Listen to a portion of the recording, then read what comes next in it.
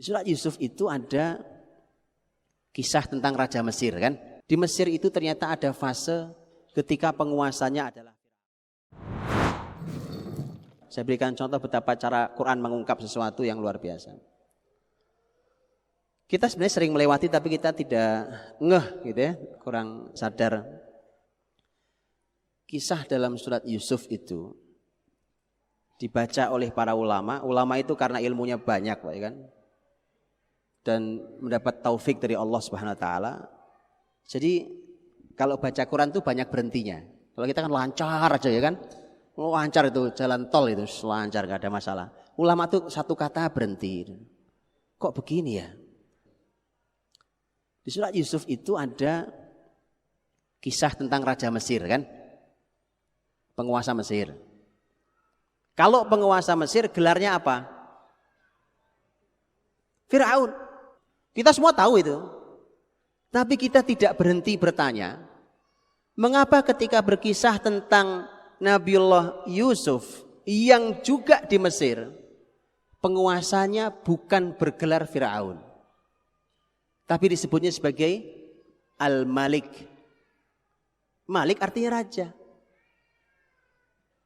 Ini sudah diteliti.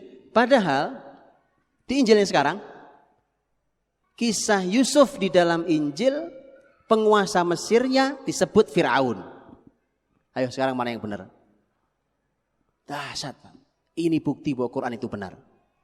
Tidak ada perubahan sama sekali, Pak. Itu ulama lewat gitu berhenti.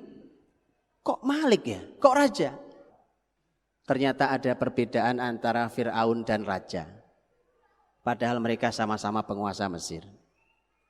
Dan kata yang dipilih Quran lebih tepat karena ternyata menunjukkan bahwa penguasa di zaman Yusuf bukan Firaun, ternyata raja. Allah ingin menyampaikan bahwa di Mesir itu ternyata ada fase ketika penguasanya adalah Firaun, dan ada fase ketika penguasanya bukan Firaun. Apa beda Firaun dengan Malik, beda dengan raja?